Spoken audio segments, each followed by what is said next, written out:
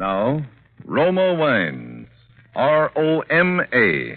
Made in California for enjoyment throughout the world. Roma Wines present Suspense.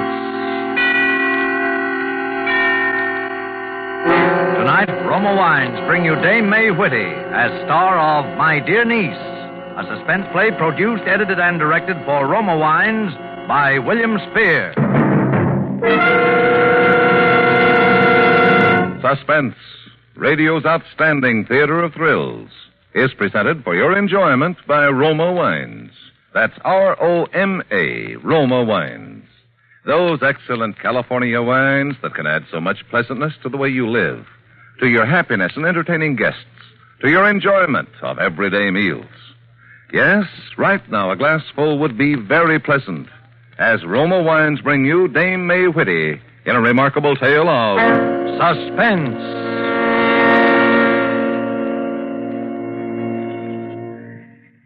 My dear niece, I'm writing you this letter in explanation of certain recent actions of mine, about which you're probably curious.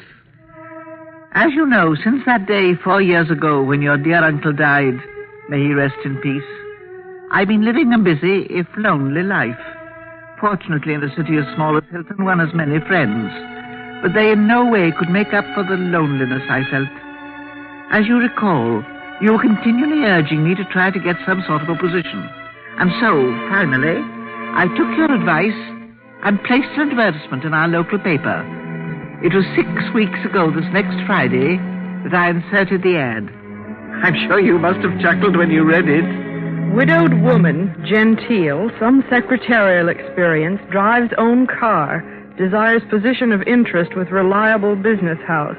Address Miss Emily Rogers, Box 2B, or phone Hilton 22412. I was somewhat surprised to receive a reply the next morning. I'd finished my breakfast. Yes, you're right. I still drink a cup of hot water on arising each morning. I'd finished at all events when the phone rang. Hello? Mrs. Emily Rogers, please. This is she speaking. I'm calling about the ad you ran in the evening paper yesterday. Oh, yes. I think I can offer you a position you'd be interested in, Mrs. Rogers. My name is Bruce. How do you do, Mr. Bruce? We have a very small publishing house, Mrs. Rogers, and need someone to take care of any of the contacts we might wish to make in your part of the country. Oh, aren't you from Hilton, then? No, our offices are in Los Angeles. We'd pay you $50 a week, providing you could use your home as an office, although there wouldn't be much office work required. As I say, the position primarily would be one of establishing contacts.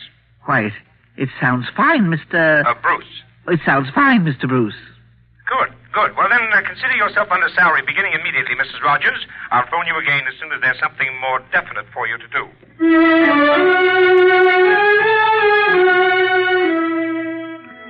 And that's how I got the job. I assumed naturally that I would immediately receive instructions from Mr. Bruce as to how I should go about establishing contacts.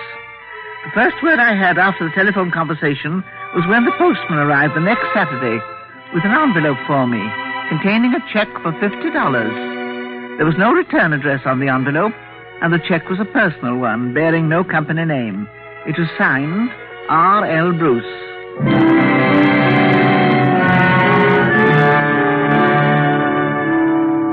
3 weeks went by in this fashion. Each Saturday I would receive the $50 check in the mail, but always the envelope was without a return address, and the check was a personal check. All the envelopes were postmarked Los Angeles, but other than that I hadn't the smallest clue as to the identity of the company by which I was employed. I've always believed that money is very precious, and as your uncle, may his soul rest in peace, used to say, no self-respecting person would accept it without doing a lick of work for it. I was dissatisfied at the arrangement. I would tell this Mr. Bruce when he phoned that I wished to resign my position with his small publishing house. It was on the Wednesday, after the arrival of the third check, that I again received a telephone call from Mr. Bruce. He was charming, as he'd been on the first call. And before I had the chance to tell him of my wish to resign... Well, I have your first assignment for you, Mrs. Rogers. Oh, I wanted to talk to you about that, Mr. Bruce. Oh, getting impatient, were you? Well, this will keep you busy for a while. Really? Yes, Mr. Paul Stevens will arrive in Hilton this afternoon. Now, he's one of our most promising new authors, and I'm going to have to ask a big favor of you, Mrs. Rogers. Why, what sort of a favor, Mr. Bruce? Well, Mr. Stevens has some rewriting on a novel we plan publishing in a few months, and too many people interrupt him here in Los Angeles, so I wonder if you could put him up at your home until he finishes. Why, I don't know. Oh, he'll be no bother, Mrs. Rogers, and of course, all expenses will be covered. He has an awful lot of work to do. Well, yes, I suppose I could. Oh, that's fine. It's just a place for him to get away. Oh, and one more favor. Yes? Just so we're sure he's not bothered. Please don't tell anyone he's staying with you.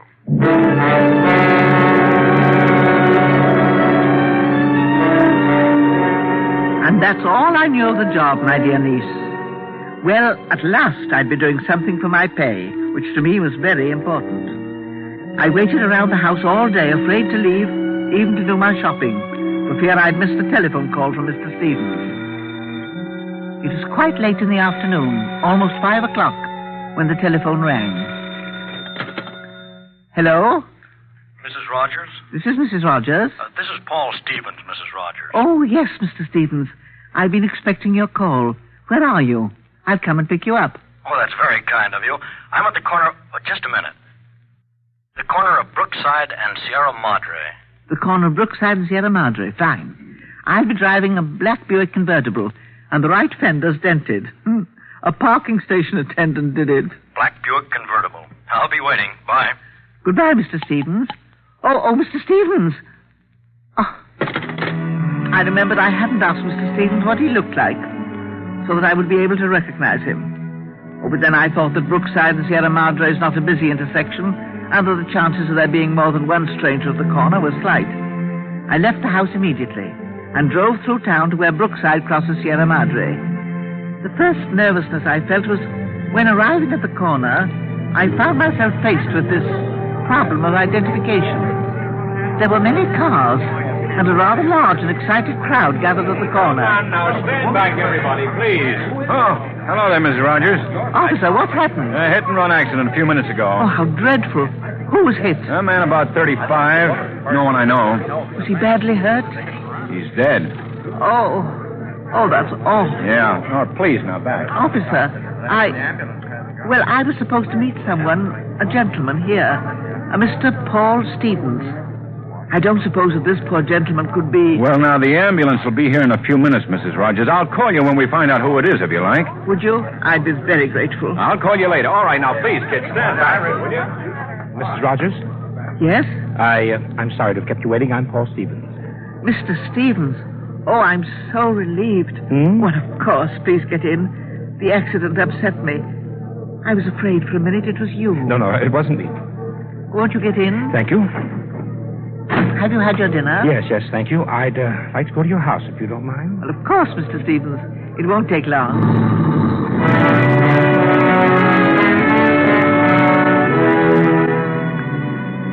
I was really terribly relieved, and I thought what a worrier I was, because for a few minutes I really had been sure that Paul Stevens was dead.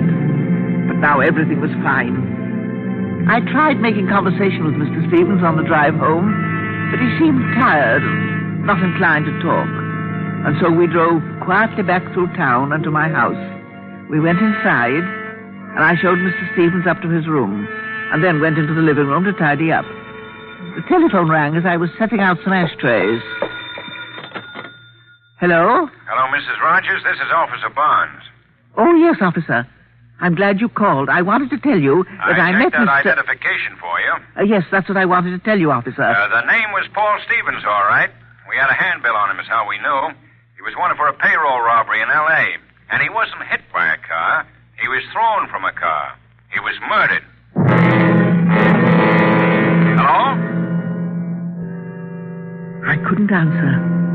I stood there, frozen, with the telephone receiver in my hand, looking at the door to the hallway, where the man who called himself Paul Stevens stood, smiling tightly, holding a gun in his hand.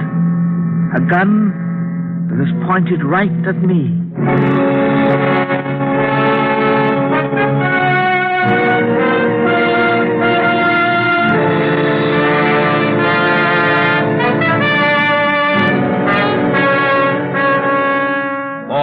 suspense, Roma Wines are bringing you a star, Dame May Whitty, in My Dear Niece by Elliott Lewis. Roma Wines' presentation tonight in radio's outstanding theater of thrills, Suspense.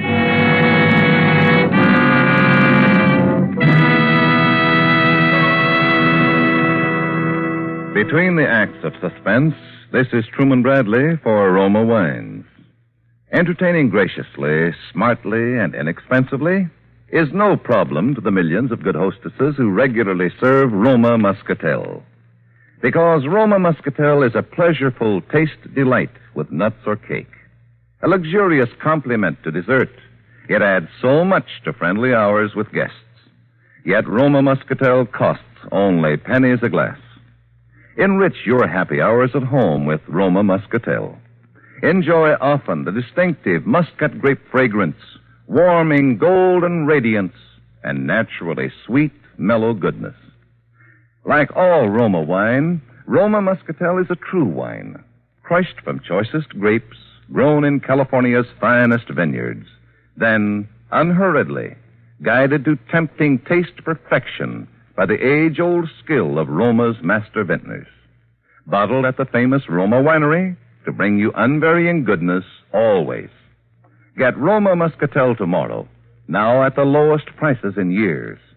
Remember, for uniformly fine quality at low cost, insist on Roma, R-O-M-A, Roma wine, made in California for enjoyment throughout the world.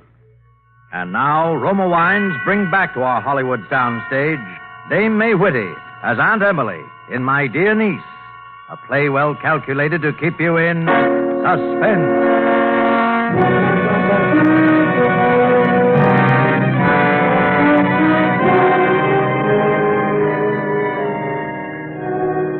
My mouth felt frozen, my throat dry. I stared fascinated down the barrel of the gun pointing at me. Mrs. Rogers? You there, Mrs. Rogers?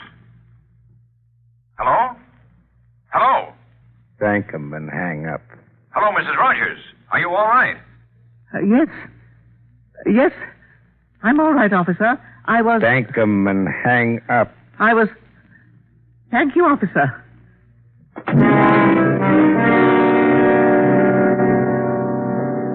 He walked away from me then and sat across the room where he could watch me and also see anyone who might come to the front door. The gun rested in his lap. I stood and stared at him. My mind raced. I tried to think of what to do. I was surprised when he spoke. Sit down, if you like. Who are you? Why did you tell me you were Mr. Stevens? Sit down. Who are you? How dare you pretend to be Mr. Stevens? I'm stupid. What? I didn't think they'd find out who he was. I didn't know he was hot. You killed... Yes. I killed Paul Stevens.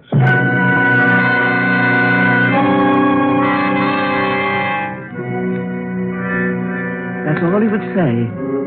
I tried to find out who he was and why he'd chosen me and why he killed Mr. Stevens and what he was going to do next, but he wouldn't answer me.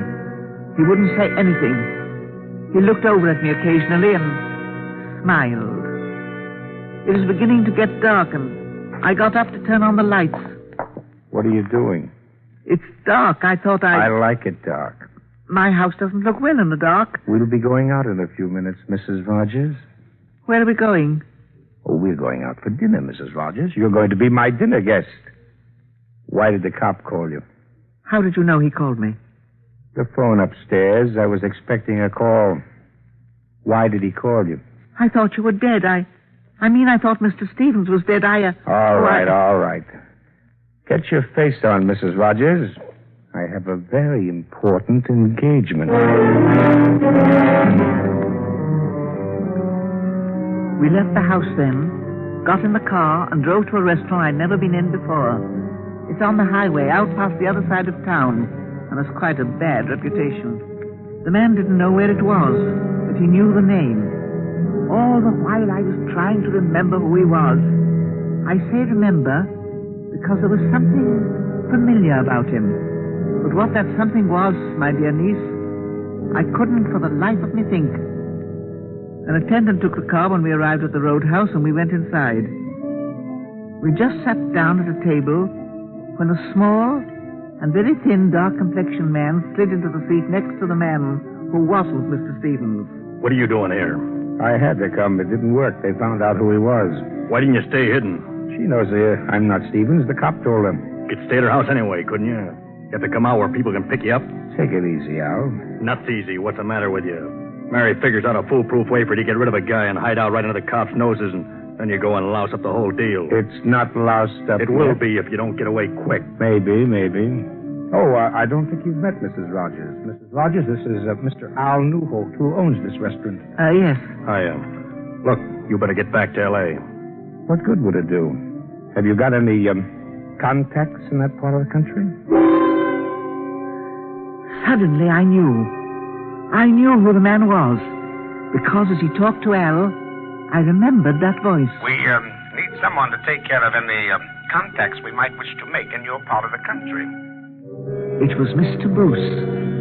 The same Mr. Bruce who'd given me my job and sent me the checks, and who'd called me that morning and told me to expect Mr. Stevens that afternoon, and to put up Mr. Stevens at my home for a while. How did they find out? What? You said they found out who he was. How? It was hot. They had pictures and prints on him. I dumped him at the corner just before I met her. You're Mr. Bruce. He did that payroll job, then. What did you say? He's Mr. Bruce. Well, that's very good, Mrs. Rogers. How did you know? I just remembered your voice. It doesn't make any difference. You know too much about this anyway. Doesn't make any difference? You want me to take her with me, Al? I don't want her around here. Somebody might have seen her car drive in. They'd look. I think we'll go back to her house and start fresh. That way it'll be harder checking where she went. Whatever you do, do it now. The crowd starts coming for dinner soon, and someone will see you. Yeah, okay. Shall we leave now, Mrs. Rogers? Where are we going? We're going to your house, Mrs. Rogers. After that, I'm not sure. But I think I'll have to kill you.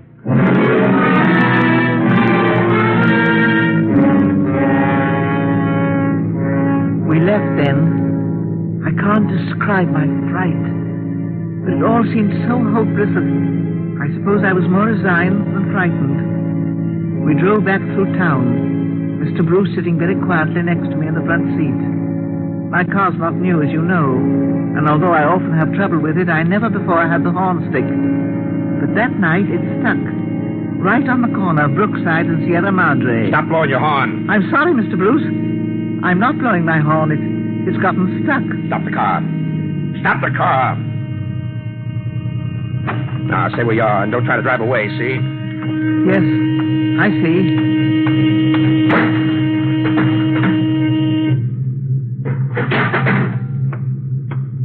Okay. Let's get out of here. You got the horn fixed, Mrs. Rogers? Who's that? Evening, Mrs. Rogers. Tell him everything's all right. Want me to fix that horn for you? Mr. Mayor, no, thank you. It's all right. Oh, it'll only take me a second to fix it so you can use it. Never mind. Mr. Mayors, this is Mr. Paul Stevens. Oh, pleased to meet you. How are you? I see you pulled them wires to stop the horn. I usually take care of Mrs. Rogers' car myself. Makes me feel funny when something goes wrong with it. Oh, of course. I'll bring it in the morning, Mr. Mayors. Oh, no sense you're bothering Mrs. Rogers. I'll go along with you now if you like and take you home. Not safe driving without a horn. Oh, I think that's an excellent I idea. believe you said you wanted to show me the town this evening, Mrs. Rogers. Wouldn't you need the car? Well, I suppose... I was looking forward to the drive. You don't mind? No, of course. You'll pick the car up, though, in the morning, Mr. Mayors? I had promised Mr. Stevens I'd take him for a ride. Sure, of course. Thanks for your trouble, Mr. Mayor. Oh, glad to help. It is such a little town. We all know each other and like to help each other. That's so, Mrs. Rogers? Yes. Well, good night, Mrs. Rogers. And I'm glad to have met you, Mr. Stevens.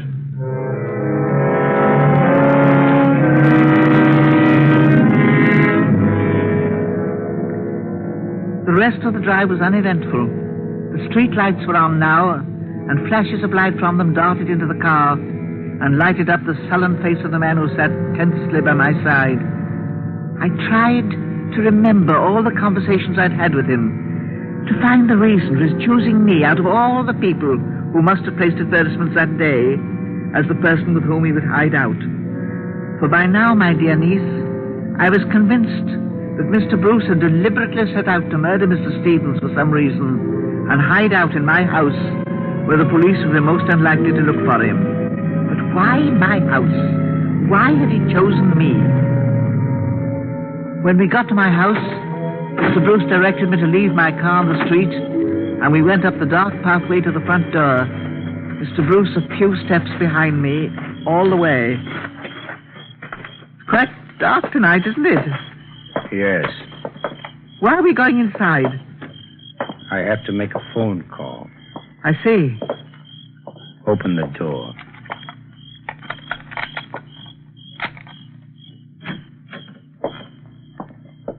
Douse that light. Pardon me? Turn off the light. Oh, sorry.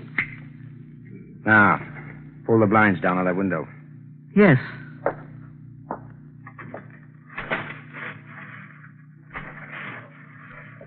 All right. Now the light. Yes. Get the telephone.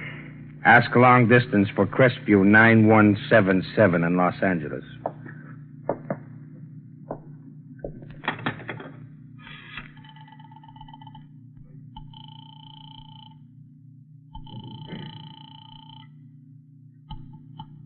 Operator. I'd like long distance, please. Crestview 9177 in Los Angeles. Crestview 9177. One moment, please. Los Angeles. Hilton calling Crestview 9177. Crestview 9177. One moment, please.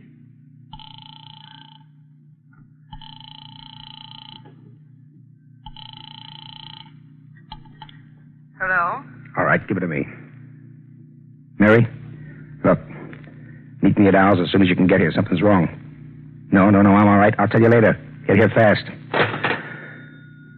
Now, you got any pets you want to feed before we leave?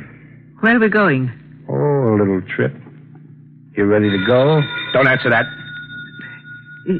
It might be the operator calling back. She'll wonder. Okay. Answer it. But I'm right here.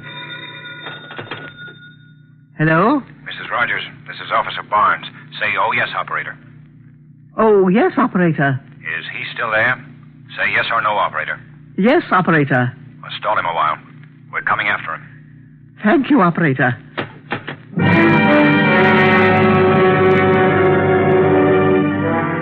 Dear Mr. Mayers, he'd understood me, and he told the police, and they were going to save me. Well, you just can't imagine. I felt exactly like the heroine in a motion picture. I simply had to prevent Mr. Bruce from leaving the house. Just a few minutes, the officer said. Just time enough for them to get here. All right. Let's get going. I wish I knew where we were going. Do I have to take anything with me?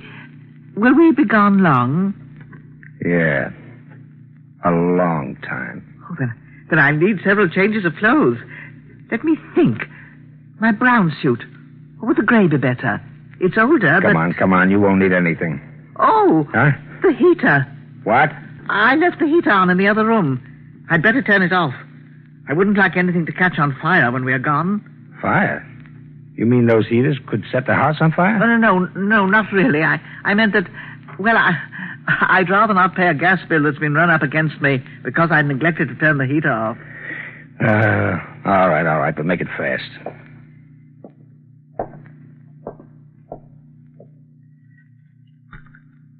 Well? Come on, what's the trouble? Oh, this thing always sticks. I never can fix it. I remember it did it last fall. I was just starting off to meet my niece, Mary. And... Here, let me do it. There. Thank you. Now I feel better about it. Sure there must be something I've forgotten. Now let me think. Come on. Now you ready? Yes. I'm ready.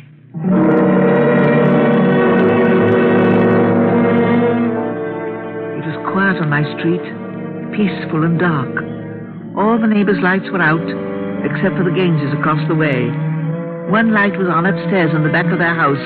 It threw a diffused pattern diagonally across the pavement, and I thought for a minute that I saw a figure move suddenly towards us.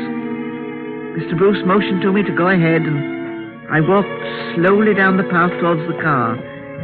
I could feel Mr. Bruce a few steps behind me. Suddenly, it happened. Hold him high, Bruce. What? Get down, Mrs. Rogers. What? Oh, there you are.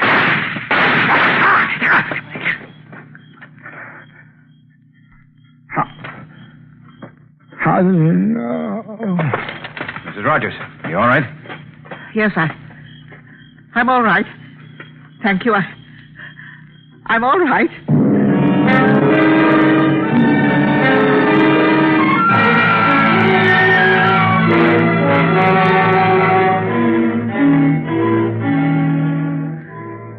And there it is, Mary, the explanation I promised you. I felt as your aunt that I should tell you how you happened to be in the penitentiary. When Mr. Al in the roadhouse first mentioned your name, I was suspicious. But not until Mr. Bruce made the phone call to you did I begin to piece the story together. You had suggested the advertisement. Your husband answered it and employed me. If only you'd told me, my dear, that you'd gotten married when you were in Los Angeles. After all, I'm your only living relative, and I could have come to your wedding. Then this whole thing wouldn't have happened, would it, dear? Because I would have known Mr. Bruce all the time. Let me know after the trial what your new address is to be, and I'll continue writing. As always, Aunt Emily.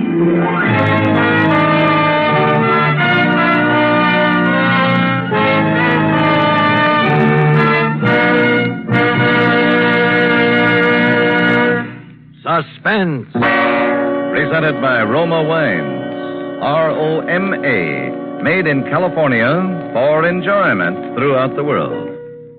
Before we hear again from Dame May Whitty, the star of My Dear Niece, tonight's suspense play, this is Truman Bradley for Roma Wines.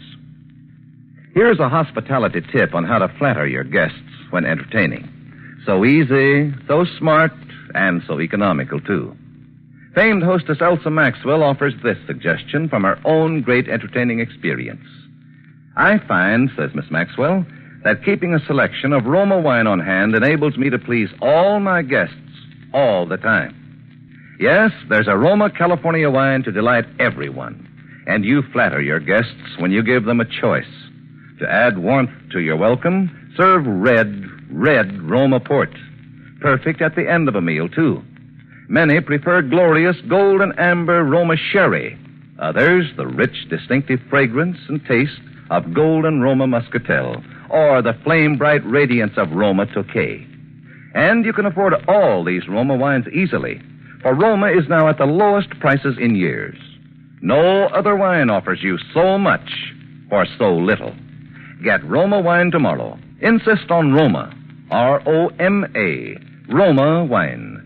Discover for yourself why more Americans enjoy Roma than any other wine. This is May Whitty. As always, it's been a great pleasure to me to appear on Suspense. And I want to thank Mr. Spear for his usual splendid help, and Mr. Wally Mayer as Mr. Bruce for his excellent support, and all the other members of the cast who've all been so helpful. About next Thursday's Suspense, it seems that a gentleman of questionable reputation, a racetrack swindler who is, I believe the phrase is, hot, answers an advertisement which apparently offers him free transportation from New York to California. How this leads to the committing of one murder and the uncovering of another should give that excellent actor, George Coulouris, something to get his teeth into. I'll be listening, as I'm sure you will be, next Thursday. And don't forget the March of Dimes. Thank you. Thank you, Dame May Whitty. Next Thursday, same time, Roma Wines will bring you Mr. George Coulouris as star of Suspense, radio's outstanding theater of thrills. Produced by William Spear for the Roma Wine Company of Fresno, California. This is CBS, the Columbia Broadcasting System.